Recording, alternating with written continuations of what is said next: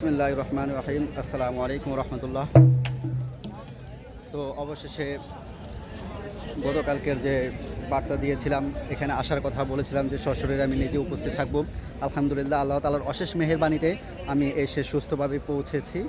যারা যারা আসবেন অতি দ্রুত চলে আসেন।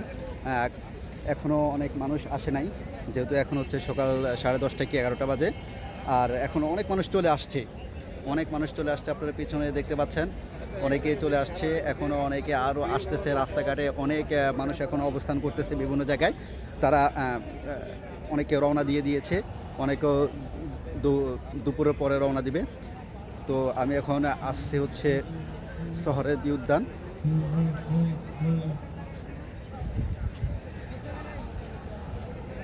তো আল্লাহ তাআলার কাছে প্রার্থনা করছি যাতে আল্লাহ তাআলা এই মুসলিম উম্মাহকে হেফাজত করে।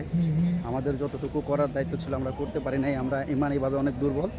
তাই হচ্ছে আল্লাহ তাআলার কাছে ক্ষমা প্রার্থনা করি যে আল্লাহ তাআলা যাতে আমাদেরকে মাফ করে দেয়। আর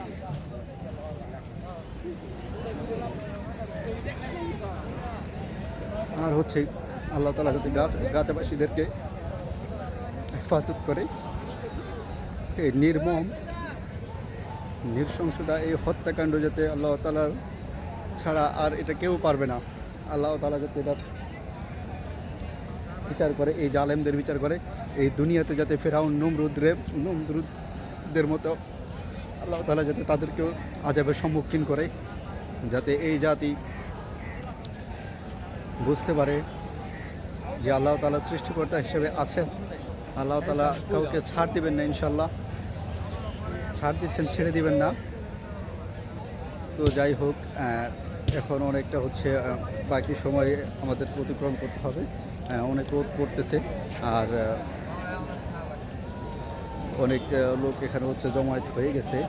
আশেপাশে দেখতে পাচ্ছেন, স্টেজের আশেপাশে অনেক লোক চলে আসছে।